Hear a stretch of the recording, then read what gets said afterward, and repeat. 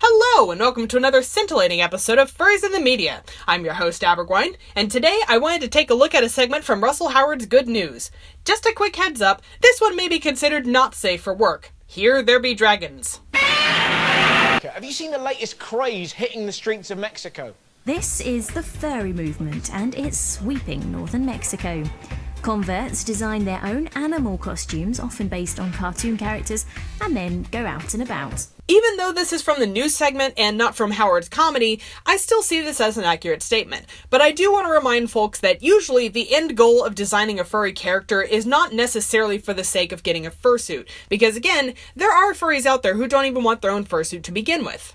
What a bunch of dicks! Look at me! I'm an otter! Just be comfy in your own skin. A good portion of furries actually are comfortable in their own skin.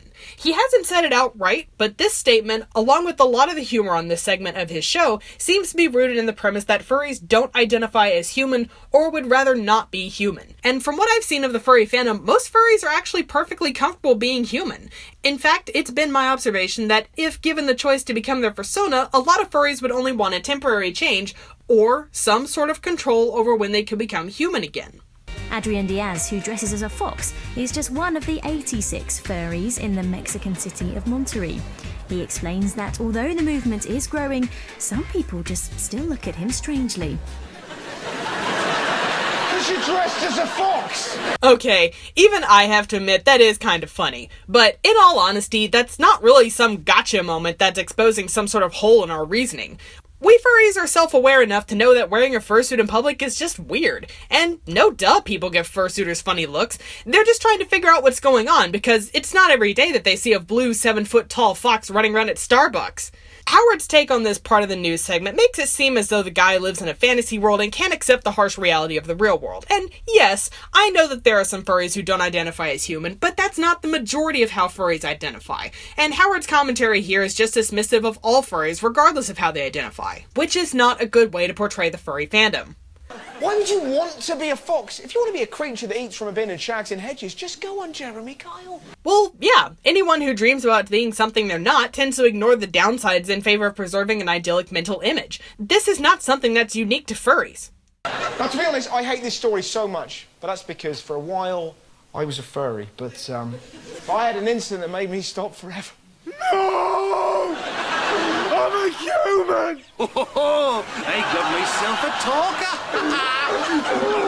I'm a human! Okay, that's just messed up. If you're gonna pose as a furry, at least get some con badges. In all seriousness, I realize that he's technically depicting himself in that situation, but I really don't think that excuses the fact that this image is now associated with furries. Let's check out the review stats. Information accuracy is 50%, and the spirit of the clip is 0%, giving us an average of 25%. And now time for my thoughts. I get that this is comedy and it's not supposed to be accurate, but that is exactly the biggest hang-up that I have with this, is that the humor is based on the premise that furries are not comfortable identifying as human and they would rather be animals.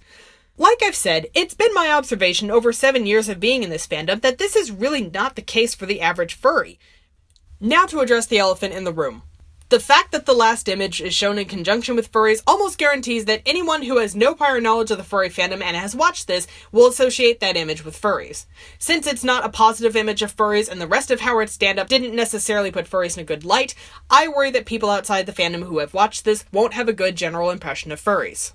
But I did notice that Howard didn't do the typical comedian's take on furries. He didn't spout off snarky comments about what the furries might do in their fursuits behind closed doors, and when it came time for the big laugh at the end, he did put himself in that role. Of course, I don't think there's a snowball's chance in hell that he ever actually was a furry, but I can at least appreciate that he didn't try to imply that that scenario is what furries set out to do, or that it's some sort of end goal for furries.